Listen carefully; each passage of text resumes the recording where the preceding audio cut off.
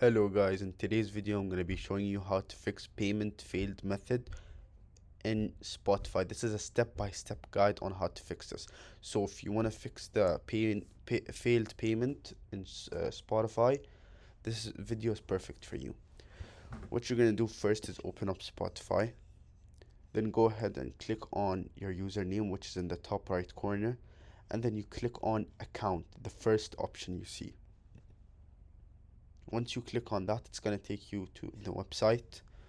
Then you click on join premium.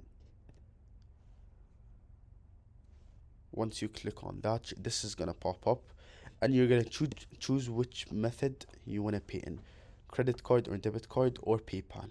So if you do a credit card or debit card, this is what's going to pop up. You're going to fill this, and if it still doesn't work, you can go back